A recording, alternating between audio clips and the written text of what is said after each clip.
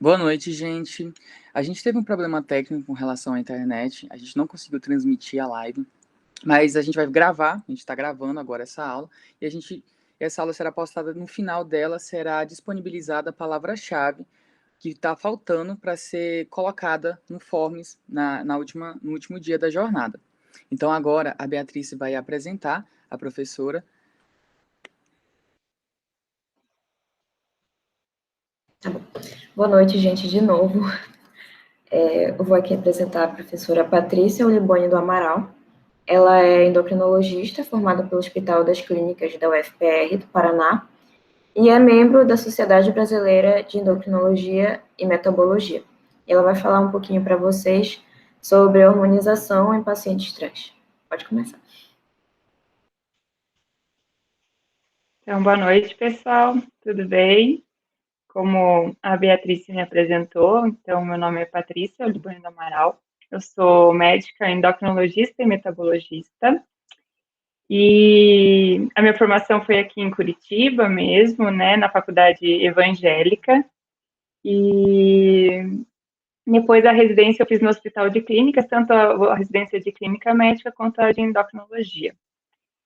E o meu interesse pelo assunto, né, da terapia hormonal no paciente transgênero começou durante a formação de endocrinologia. Até então, eu tinha visto muito pouco sobre esse assunto, né, então, inclusive gostaria de parabenizar a organização por essa iniciativa. Eu acho que a gente tem que cada vez mais falar sobre esse assunto. Vocês têm que ter contato com o assunto já na formação, porque muita gente não tem insights preparados depois no mercado, né, de trabalho.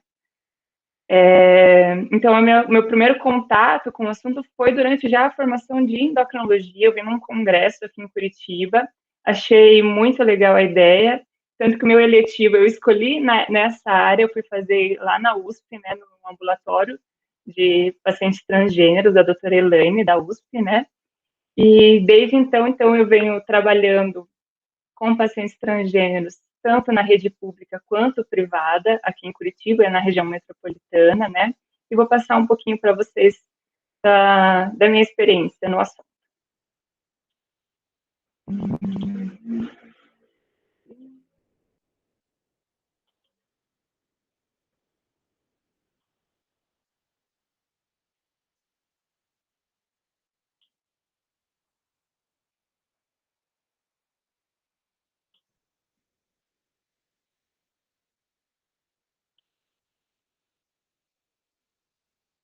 Veja só se está compartilhando, Beatriz, tá? Ainda não estou vendo. Apareceu? Ainda não. Não? Deixa eu só ver o que eu estou fazendo de errado aqui.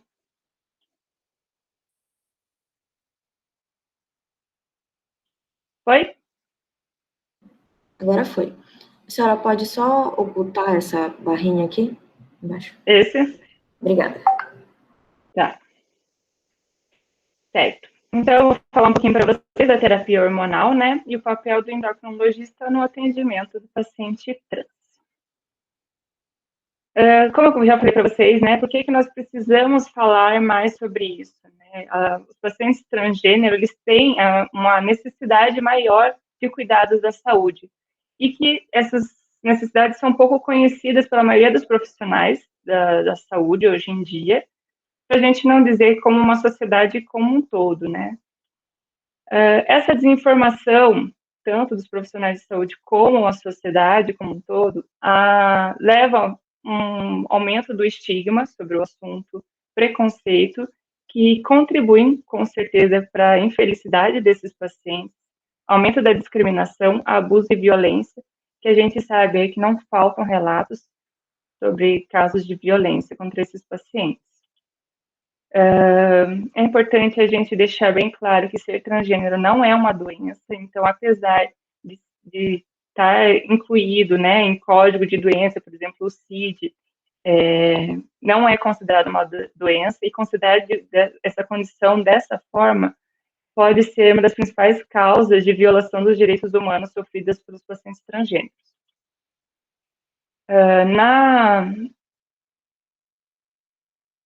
não existe nenhum estudo, assim, que mostre a prevalência certa, né, da população transgênero no Brasil, tá? Mas estima-se que, no mundo, pacientes com disforia de gênero seja em torno de 4,6 a cada 100 mil pessoas. Essa prevalência, ela parece ser um pouco maior nas mulheres trans, que sofrem mais disforia de gênero do que os homens trans, tá? O que a gente vê na prática é que está tendo um aumento da prevalência, não só no número de casos, né, mas como na procura do auxílio clínico. Então, essa é a importância da gente falar sobre isso, para que nós tenhamos profissionais capacitados para dar assistência a esses pacientes. Tenho certeza que vocês já devem ter ouvido várias vezes aí nas palestras anteriores, né, sobre as definições. Não é meu objetivo aqui definir cada nomenclatura, mas acho importante, não sei se está todo mundo familiarizado com a nomenclatura, eu vou pontuar algumas coisas que é importante para que tenha um correto entendimento da aula, né. Então, indivíduos transgêneros são aqueles que não se identificam com o sexo biológico, né, designado ao nascimento. Alguns deles, mas não todos, podem buscar assistência médica para intervenção que visam afirmar fenotipicamente o gênero de identidade, tá? E essas intervenções, elas podem incluir tratamentos estéticos, tratamentos hormonais, e aí que entra o endocrinologista, e até mesmo cirurgias de adequação de gênero. Só que é importante a gente frisar que nem todo paciente procura assistência médica, né, e tem o desejo dessas mudanças. E esse desejo, ele não é requisito para que o paciente tenha o reconhecimento da sua identidade de gênero, tá? Eu coloquei aqui a resolução do CFM de 2019, que ela é a mais atual, né, justamente para a gente pontuar algumas dessas definições. Então, compreende-se por transgênero ou incongruência de gênero a não paridade entre a identidade de gênero e o sexo ao nascimento.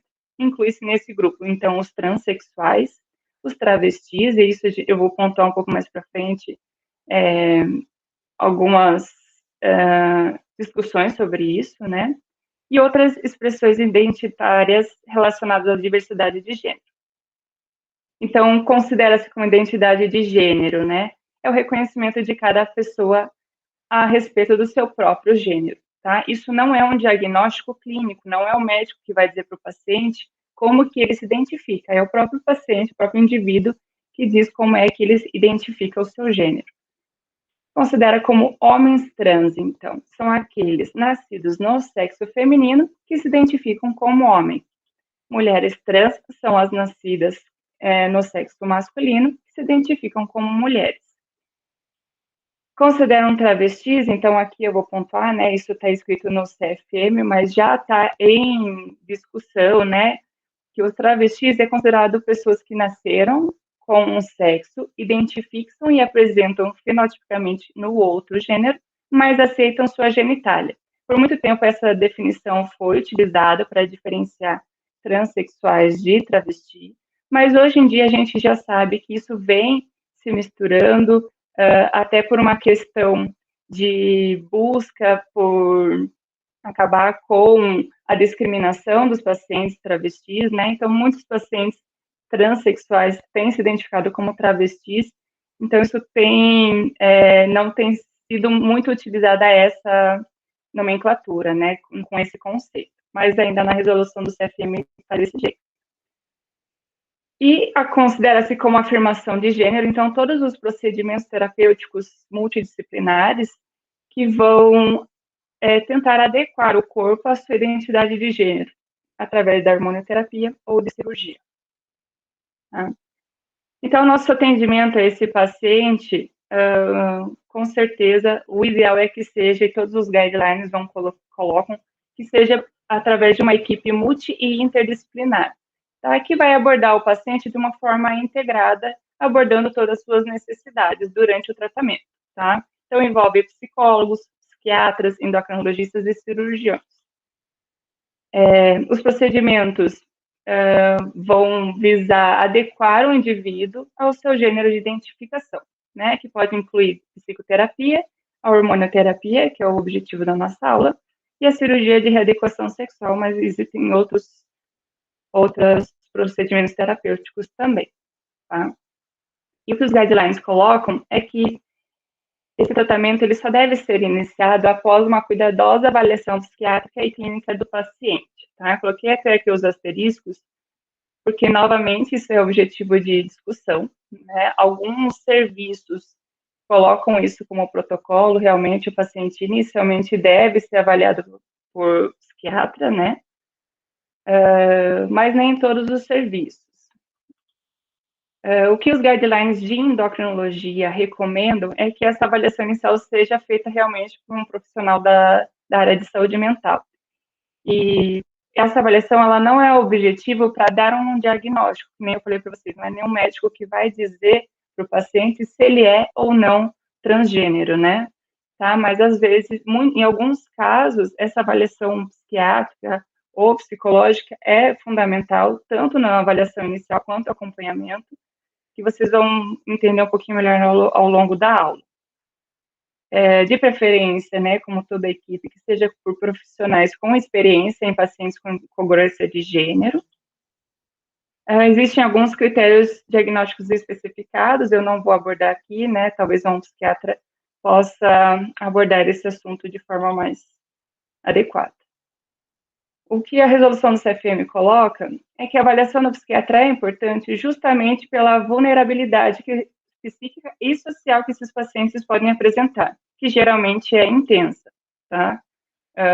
A gente sabe que os índices de morbidades desses pacientes são grandes, não são todos que apresentam, mas que sim, transtornos depressivos, por exemplo, graves, abusos de dependência de álcool e outras substâncias químicas, transtornos de personalidade, estresse pós-traumático e de ansiedade é muito prevalente nesses pacientes. E cabe ao médico ou psiquiatra, então, formular o diagnóstico dessas comorbidades, né, realizar diagnósticos diferenciais. Não é comum, mas pode acontecer em alguns transtornos mentais a distorção, né, da identidade do paciente, tá? Mais uma vez, não é objetivo do médico psiquiatra dizer para o paciente, mas, enfim, tentar identificar outros fatores que possam interferir, né? E, se for necessário, prescrever tratamento medicamentoso e indicar psicoterapia quando necessário, tá? Após essa avaliação psiquiátrica, normalmente é contraindicada a hormonioterapia e a cirurgia em transtornos psicóticos graves, transtornos de personalidade graves. Mais uma vez aqui, estou usando as palavras da resolução do CFM, né, retardo mental, mas atraso do desenvolvimento neuropsicomotor e transtornos globais de desenvolvimentos graves, tá? Porque não só porque podem atrapalhar na avaliação do paciente transgênero, mas também são condições que podem ser exacerbadas pela terapia hormonal.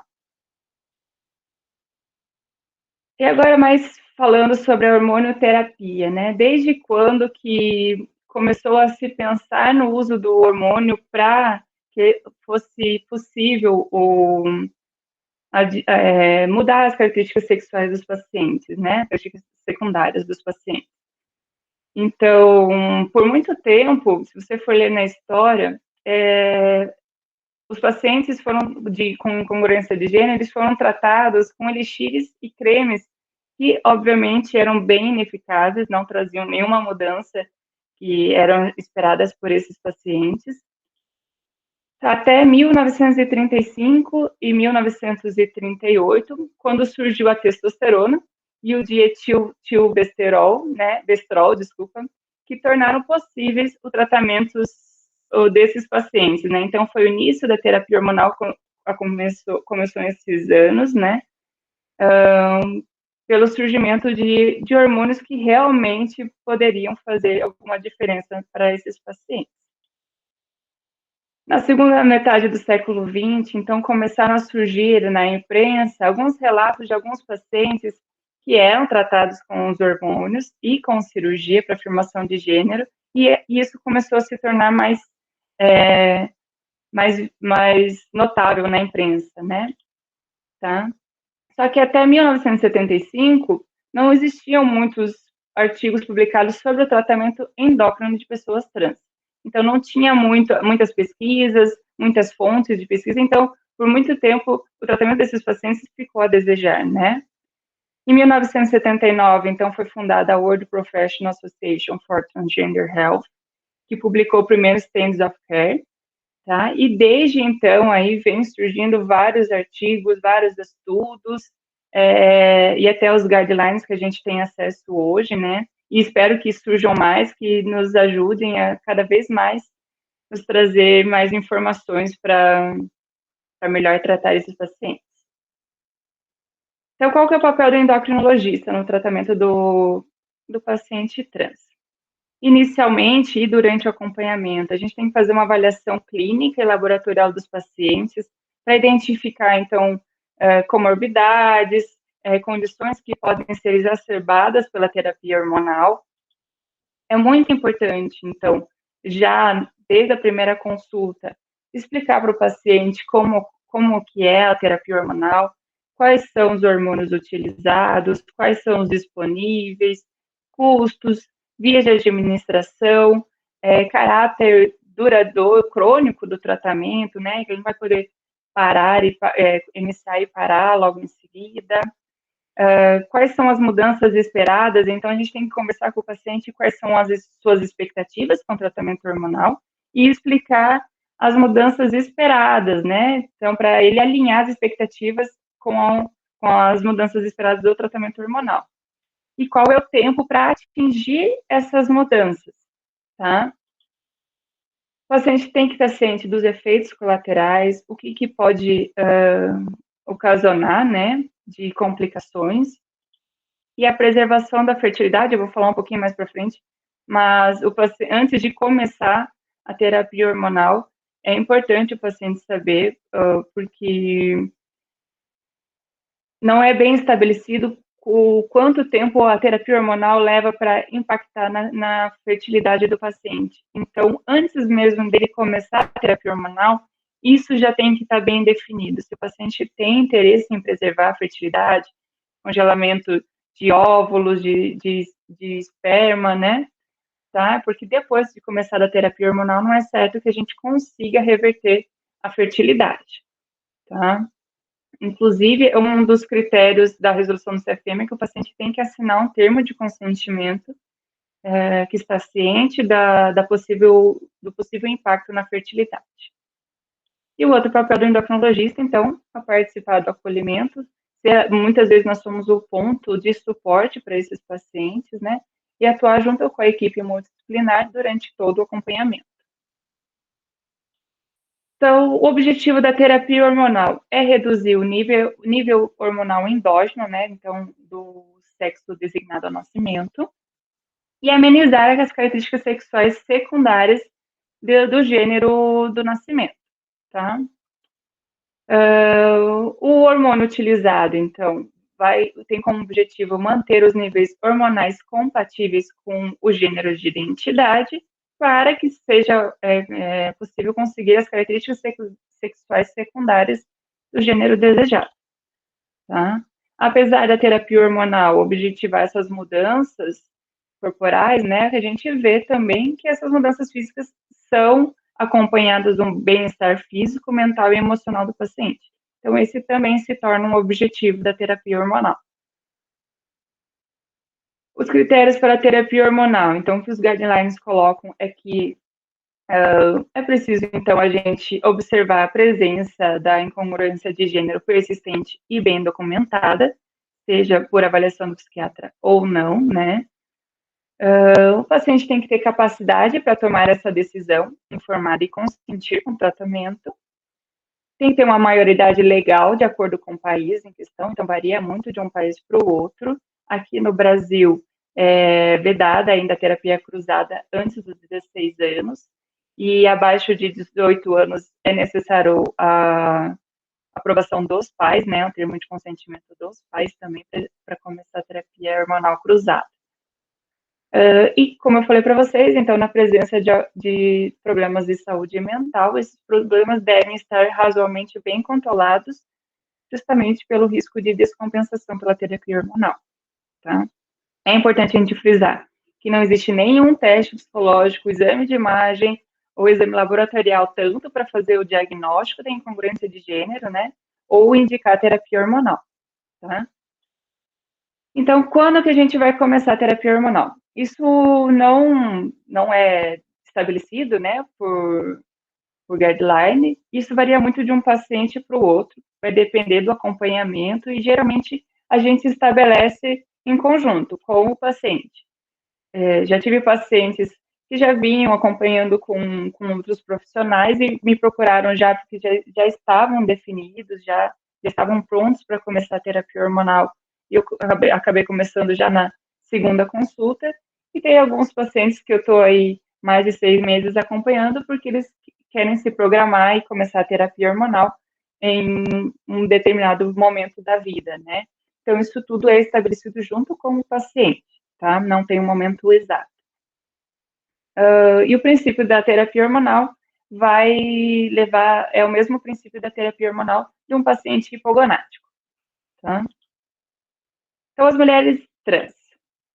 A terapia hormonal da mulher trans tem como objetivo aumentar o estrogênio e reduzir os níveis de testosterona, tá? A base do tratamento feminizante é o estrogênio, tá? É ele que vai trazer a maioria das características sexuais secundárias, né, femininas, tá?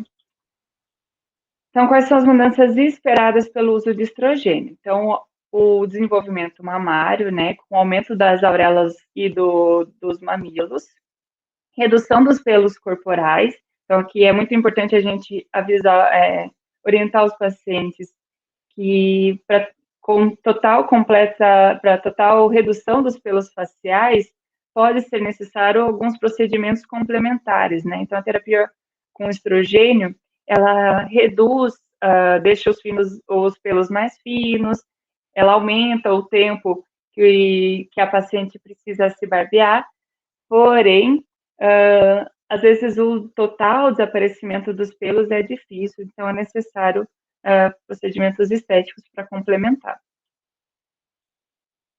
A terapia com estrogênio também melhora a textura da pele, com suavização da pele, redução da oleosidade, redistribuição da gordura corpórea. Então, a gente percebe que a gordura deixa de depositar em abdômen e tem uma maior deposição em quadril, que é uma característica mais feminina. Tem uma redução da massa muscular, redução também das ereções espontâneas, redução do volume testicular e redução da irritabilidade. Essas mudanças, em geral, têm um tempo de início que varia de 1 até 12 meses, né, dependendo da característica, e o paciente tem que estar ciente, tem que ter paciência para esperar o início das mudanças. Não significa que a terapia não está fazendo efeito no início, né? E essas mudanças, elas podem se completar em até 3 anos, tá? Aqui eu só coloquei aquilo o que eu falei para vocês, né? Então, em relação à redução da produção espermática, o início, né, dessa mudança, ela não é estabelecida, a gente não tem dados. Então, a paciente tem que ter isso bem estabelecido antes de começar a terapia hormonal. Se ela quer fazer preservação da fertilidade, né, isso tem que ser definido antes, tá? Porque se depois ela decidir, talvez, mesmo suspendendo a terapia hormonal, não significa que a gente vai conseguir restaurar a fertilidade dessas pacientes, tá? E outra coisa que eu gostaria de chamar a atenção é a mudança da voz, que às vezes incomoda essas pacientes, porém a terapia hormonal não consegue fazer alteração da voz, tá? Nas mulheres trans. O que a gente tem de estrogênio? Então, a gente pode usar estrogênios via oral, transdérmico e parenteral. Então, os pacientes, os estrogênios orais, a gente tem o 17-beta-estradiol, o valerato de estradiol e o etinil-estradiol, tá? Essa via de administração, então a via oral, é importante a gente lembrar que tem o efeito de primeira passagem hepática, tá? Então, com o aumento do potencial risco tromboembólico e dislipidemia. Por isso, essa via de administração a gente evita em pacientes com uma idade maior que 40 anos, tá? Claro, a gente leva também em consideração outros fatores de risco, né, associados, tabagismo, obesidade, né, mas é importante evitar nessas pacientes justamente por esse maior risco, tá? E o etilil estradiol também, ele está mais relacionado com os eventos tromboembólicos e risco cardiovascular, então a gente tem uma tendência a evitar o etilil estradiol, tá? A via transdérmica, então, a gente tem o 17-beta-estradiol, é a via mais segura que a gente tem disponível hoje, porque ela não tem esse efeito de primeira passagem, porém o custo é maior e para alguns pacientes, principalmente da rede pública, é mais difícil a gente usar. E o parenteral, então, os injetáveis, tem o valerato de estradiol, o cipionato e o enantato de estradiol, tá? A parenteral, ela tem uma tendência a atingir níveis muito elevados de estradiol, que geralmente são desnecessários, não é necessário atingir um nível tão alto para conseguir as mudanças. Então, a gente geralmente também não recomenda, aumenta o risco das complicações, né? E a gente não recomenda habitualmente a via parenteral. Então, a gente já falou dos estrogênios, tá?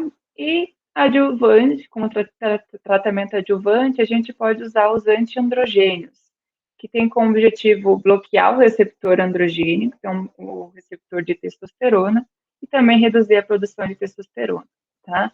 Sempre utilizado junto com o estrogênio, até que a paciente faça a cirurgia, né, se for a intenção dela fazer a cirurgia, tá? Depois da cirurgia, a gente suspende os antiandrogênios e a paciente fica apenas com a terapia estrogênica. Os antiandrogênicos, né, a gente pode usar a ciproterona e a espironolactona, tá, são os mais utilizados. Os análogos de GNRH, pelo custo, forma de administração, a gente acaba usando com menor frequência. E o objetivo deles é, principalmente, ajuda na redução dos pelos e redução das ereções espontâneas. O objetivo da terapia hormonal, então, na mulher trans é conseguir níveis séricos de estradiol e testosterona, né, no intervalo normal para mulheres cis na fase folicular do ciclo menstrual. Às vezes a gente precisa pedir para o laboratório, né, dependendo da paciente, se ainda não tem um registro, não mudou ainda o gênero no registro, né, alguns laboratórios acabam não colocando o valor de referência. Às vezes a gente precisa isso, né, e a paciente pode solicitar isso, até esse posicionamento conjunto aqui da medicina diagnóstica já foi bem estabelecido que os laboratórios precisam atender esse pedido das pacientes, tá?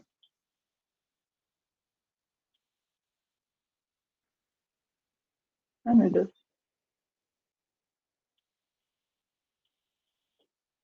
Saiu aqui, gente.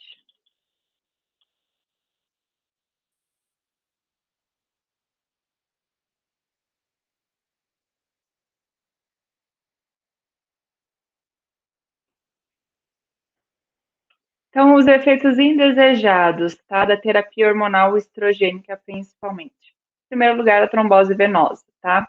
Como eu já falei, ela está muito mais relacionada à via de administração, tipo de hormônio utilizado, dose utilizada, fatores também da paciente em si, né? Então, se fuma ou não fuma, presença de obesidade, se faz ou não atividade física e outros fatores que podem contribuir com a trombose venosa, mas é um dos principais efeitos indesejados que pode acontecer. A hiperprolactinemia pode acontecer nessas pacientes e até o aparecimento de prolactinomas, então é uma coisa que a gente tem que acompanhar. Colelitíase, principalmente na terapia hormonal estrogênica via oral. Aumento de enzimas hepáticas, é uma complicação um pouco mais rara. Redução da hemoglobina, então, pela redução dos níveis de testosterona, pode ser que a paciente tenha um pouco de anemia, redução da sensibilidade à insulina, então predispondo a desenvolvimento principalmente de diabetes, então é importante a gente abordar a paciente já no início a respeito da importância de manter o peso corporal e controle de fatores de riscos que podem piorar, né, a terapia hormonal e as complicações. Câncer de mama é raro, né, a princípio até tem sido questionado essa relação, mas é colocado, né, nos guidelines como uma possível complicação, e câncer de próstata pós-orquiectomia, também raros casos, tá? Homens trans. Então, a terapia hormonal dos homens trans, por sua vez, vai objetivar o aumento da testosterona e redução dos níveis de estrogênio. E a base do tratamento é a própria testosterona. Com a testosterona, a gente espera, então, que haja uma atrofia das mamas desses pacientes, aumento do clitóris, tá? Em média de 4 a 5 centímetros. Aumento dos pelos corporais, então, vai alcançar um padrão mais masculino, então, aumento de pelos faciais e corporais. Aumento da massa muscular, redistribuição da gordura corpórea, então, aqui vai ter um menor acúmulo de gordura em quadril e maior em abdômen, tá? Ao contrário das mulheres trans, né? Interrupção da menstruação, aumento da libido, aumento da proeminência laríngea, né? E a voz fica mais grave, tá? Com o uso da testosterona. A gente espera, então, que as mudanças se iniciem de 1 até 12 meses, dependendo da mudança, né? E se completem em até 5 anos. Da mesma forma, né? Os pacientes precisam estar cientes disso para alinhar a expectativa, né? Que eles têm em relação à terapia hormonal, tá? Em geral, os homens trans veem mudança mais rápido do que as mulheres trans, tá? Então, hoje em dia, a gente tem disponível a testosterona intramuscular e a transdérmica, né? A intramuscular, então, a gente tem o cipionato e o propionato de testosterona, que são os injetáveis de curta ação, tá? Nós temos um decanoato, que é o de longa ação, que, em geral, o custo é um pouco maior do que o cipionato e o propionato. E transdérmico, a gente tem a testosterona gel e a solução tópica, que também tem um custo um pouco mais elevado, tá? O objetivo, então, é atingir níveis séricos de testosterona no intervalo normal de referência para o sexo masculino, um pouquinho mais para frente eu vou mostrar para vocês, tá? E o intervalo da administração, então, mesmo que seja os de curta ou de longa duração, varia conforme a resposta clínica e os níveis hormonais atingidos, né, que a gente vai controlando ao longo do segmento, tá? E também é importante lembrar dos efeitos adversos. Então, às vezes, a gente precisa espaçar um pouco mais as aplicações devido a complicações. Efeitos indesejados. Então, a gente vê que o paciente tem uma tendência a fazer aumento do peso, em geral, mais do que 10%, tá? A acne, piora do perfil lipídico, com redução do HDL e aumento de triglicerídeo. Aumento de enzimas hepáticas, era vista mais com testosterona oral, hoje em dia, com essas formulações parenterais, a gente não vê aumento de enzimas hepáticas, né? Aumento de hematócrito, que é uma das principais complicações, né? E, às vezes, obriga a gente a fazer reajuste aí do hormônio utilizado pelo aumento do hematócrito. Também redução da sensibilidade à insulina, predispondo a diabetes, hiperplasia endometrial. Normalmente, que nem vocês viram, né, é esperado que se faça atrofia endometrial e logo na primeira aplicação os pacientes já param de menstruar, né, mas pode ocorrer também em algumas a hiperplasia endometrial. Geralmente a gente vê isso nos pacientes que não têm boa adesão no intervalo da aplicação. Acaba deixando passar alguns dias, então acaba ocorrendo essa hiperplasia, até escapes menstruais, tá? Da mesma forma, as neoplasias estrógeno-dependentes são raras, tem um câncer de mama, útero, ovário e vagina, mas estão nos guidelines, né?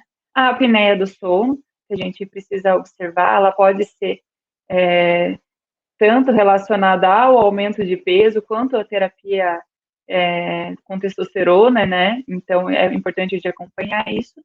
E também a gente observa agressividade e hipersexualidade, tá? Então, em alguns casos, a terapia psicológica vai ajudar também no acompanhamento desses pacientes. Então, como que a gente vai fazer acompanhamento, né, dos pacientes trans? Inicialmente, então, como eu falei para vocês, é importante a gente ver a história clínica, qual a história de vida desses pacientes, se já fizeram acompanhamentos prévios ou não, é a primeira vez que estão acompanhando, quais são suas expectativas, o que já sabem sobre a terapia hormonal, né? Qual é o seu momento de vida, estão bem estáveis e prontos para fazer a transição social, né? Que nem eu já falei, o desejo da preservação de fertilidade, então, que ela precisa ser discutida no início da terapia hormonal, porque logo que depois também que a gente começa a terapia hormonal, a contraindicação de gestação, tá? Então, se for interesse da paciente ou do paciente, a gente deve indicar a criopreservação de esperma ou do tecido testicular. Então, do tecido testicular e do tecido ovariano, por enquanto ainda é em caráter experimental, né? Mas a gente tem da preservação do esperma e do óvulos ou embriões, tá? Então, avaliar as condições que podem ser exacerbadas ou contraindicar o uso da terapia hormonal. Essa contraindicação, até a doutora Elaine da USP, ela fala que não existe essa contraindicação, né? Não é uma opção para o paciente ou para a paciente não usar terapia hormonal quando é necessário, né? Então, a gente tem que identificar essas condições que podem ser exacerbadas, tentar contornar, né? E discutir com o paciente qual é o melhor caminho. Tá?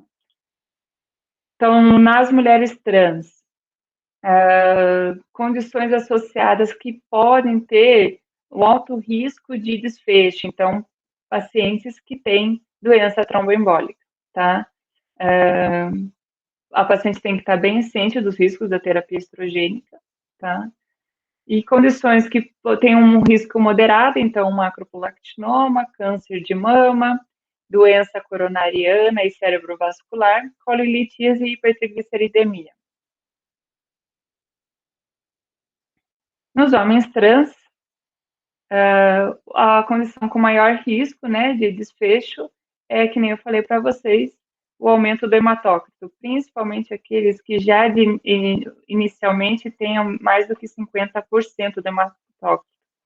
Então, esses pacientes têm um risco, né, e às vezes a gente tem que discutir de talvez escolher opções que façam menos pico, então a testosterona de longa duração acaba tendo um efeito menor no hematócrito, espaçar as injeções, né, o intervalo das injeções, para que a gente consiga ajustar o desejo, né, das alterações das características com as comorbidades associadas.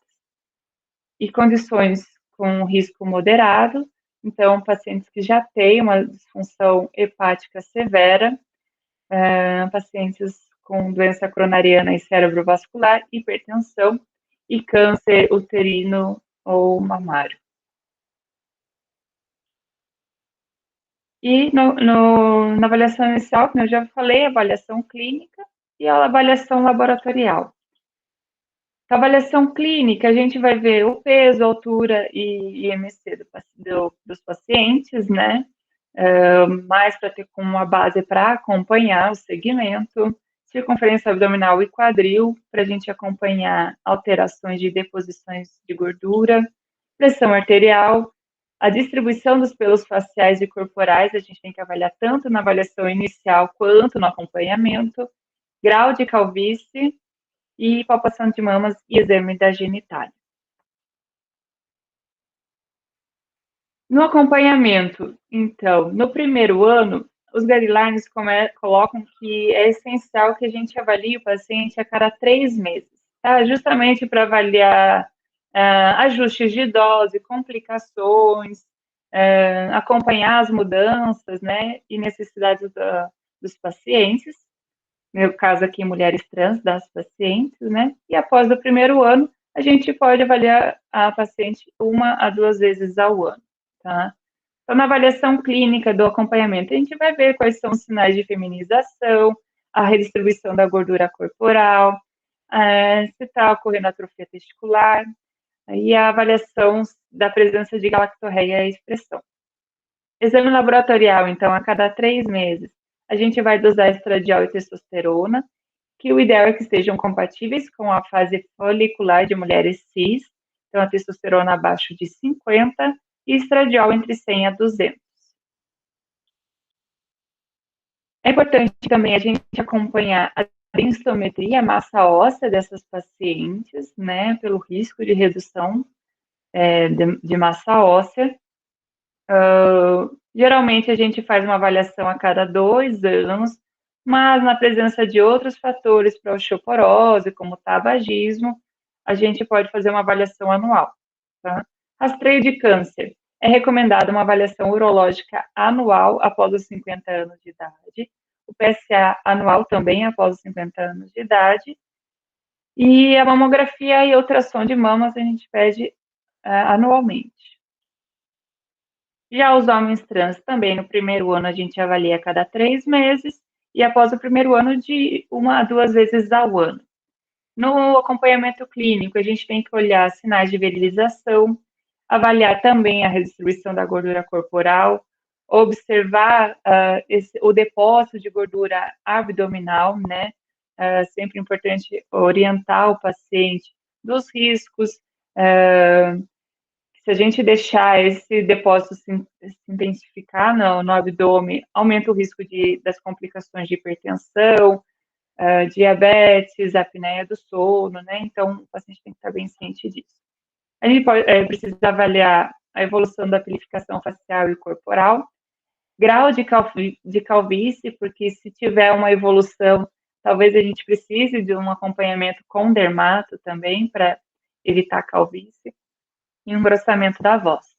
A avaliação laboratorial, a gente também vai pedir a cada 3 meses no primeiro ano, e a testosterona ela tem que ficar no intervalo normal de referência para o sexo masculino, né? Então, de 320 a 1000. Então, aqui eu só coloquei para ilustrar o grau de calvície, né? Que a gente avalia o paciente, tá? E dependendo do grau e do incômodo do paciente também, a gente precisa de avaliação da dermatologista para ajudar. Também a gente pede a avaliação da massa óssea dos pacientes trans a cada 2 anos, e se um fator adicional, de risco adicional, a gente pede a todo ano. Tá? Rastreio de câncer. A gente pede ecografia pélvica a cada 2 anos e o Papa Nicolau até que o paciente faça a esterectomia total. Tá? A mamografia e ultrassom de mamas a gente pede também todo ano até que o paciente faça a mastectomia. E por fim, eu coloquei esse trechinho aqui que está no posicionamento conjunto que foi publicado em outubro de 2019, que fala: eu sonho com um futuro ficcional no qual as mudanças de expressão de gênero não necessitarão de cirurgias, hormônios e nem causarão repulsa social. Uma sociedade na qual todos poderão escolher sua forma de expressão como e quando quiserem. Obrigada, fico à disposição para esclarecer dúvidas e perguntas. A gente agradece mais uma vez a sua participação. Como não vai ter o pessoal ao vivo, então vou perguntar. Na questão do rastreio, né, do câncer de útero e de mama, é obrigatório para o paciente trans fazer a esterectomia, a mastectomia? Não. Tem algumas pacientes, né, que não optam por fazer a cirurgia de redesignação sexual de gênero, né, de adequação de gênero, tá? Então, não é obrigatório. Mas, assim, isso tudo a gente, em vínculo, né, em consulta, a gente vai explicando para o paciente ou para a paciente os riscos que tem de não operar, de fazer terapia hormonal. Eu, em consulta, gosto de ser bem aberta com os pacientes, eles também têm toda a liberdade comigo de explicar exatamente tudo isso, todos os riscos, e o paciente tem todo o direito de pesar quais são os riscos que ele ou ela querem assumir ou não, tá? Mas não é obrigatório operar nada. Então.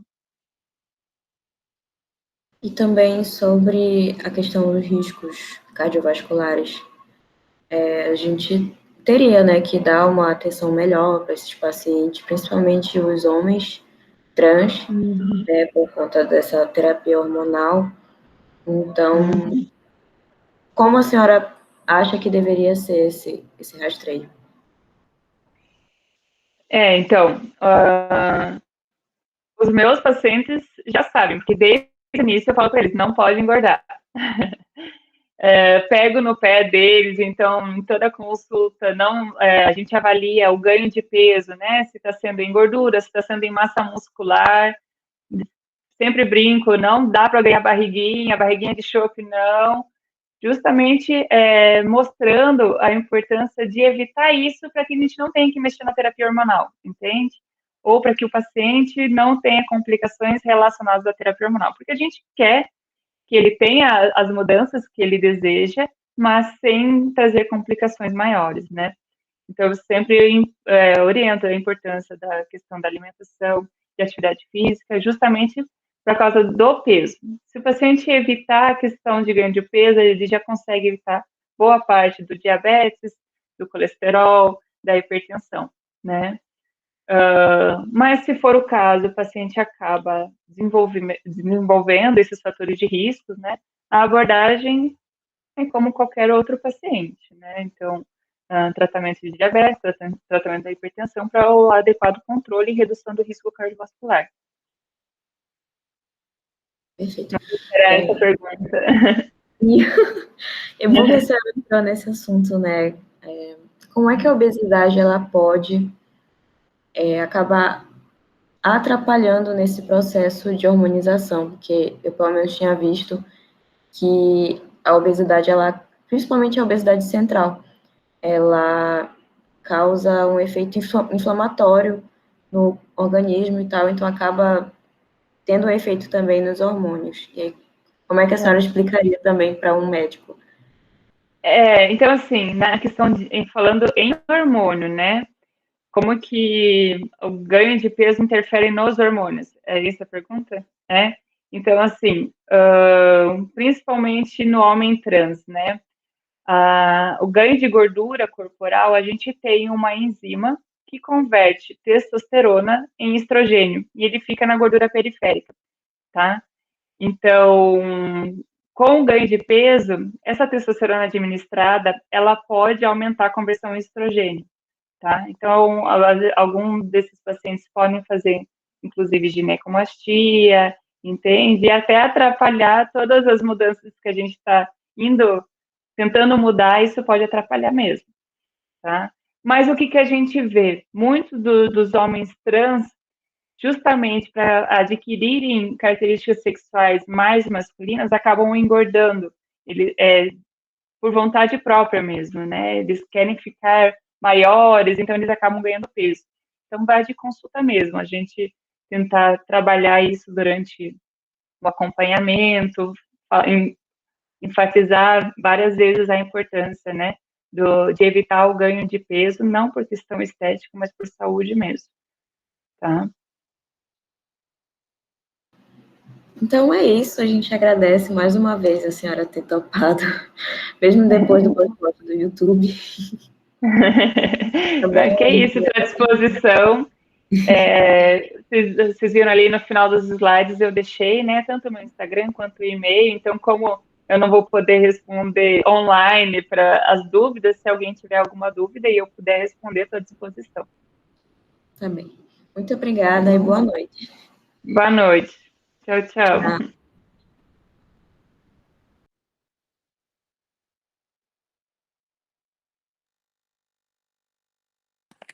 Ai, Bia.